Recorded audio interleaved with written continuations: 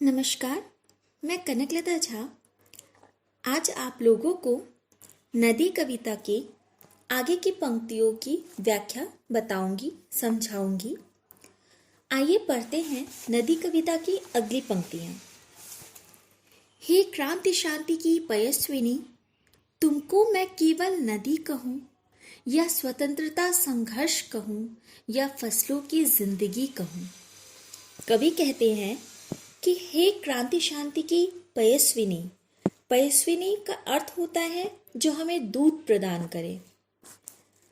तो यहाँ कवि कहते हैं कि तुम क्रांति और शांति दोनों ही समान रूप से अपने साथ लेकर चलने वाली हे नदी, तुमको मैं केवल नदी कहूँ, तुम केवल मात्र एक नदी हो, या संघर्ष स्वतंत्रता संघर्ष कहूँ, या अपनी स्वतंत्रता के लिए जो संघर्ष कर रहा हो, जो समुद्र में विलीन होने के लिए संघर्ष कर रहा हो, तुम्हें स्वतंत्रता सेनानी की तरह परिचित कराऊं, या फसलों की जिंदगी कहूं, या तुम्हें फसलों की जिंदगी कहूं, जिसके कारण आज फसल इतने लहलहाते हैं और हम सब अपना पेट भर पाते हैं।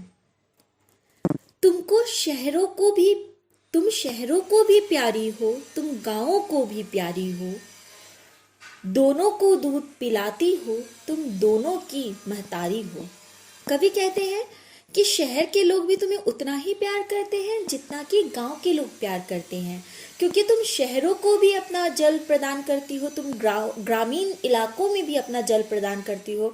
तुम्हारा जल पीकर ही हम बड़े होते हैं, हम स्वस्थ होते हैं। तो तुम हम सबके लिए तुम माँ के समान हो।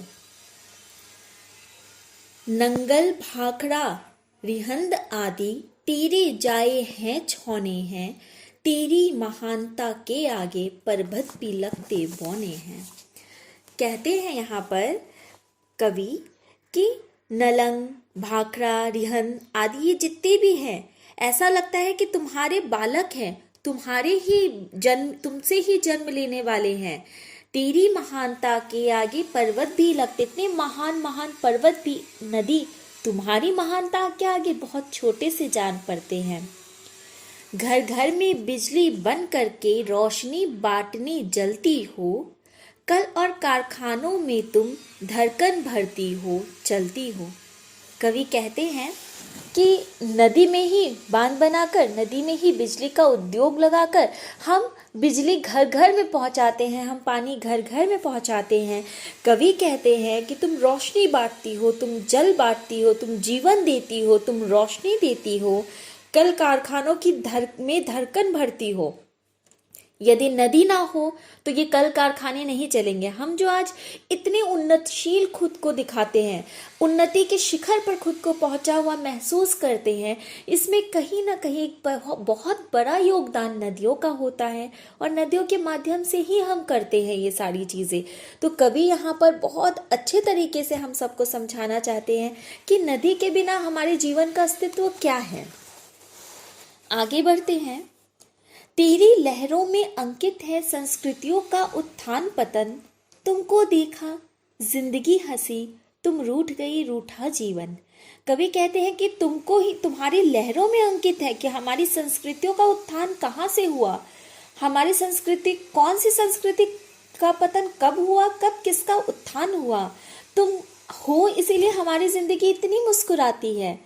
अगर तुम रूठ गई, नदियाँ अगर सूख गई, नदियाँ अगर रूठ गई, तो हमारा जीवन भी कहीं रुक जाएगा, थम जाएगा, समाप्त हो जाएगा।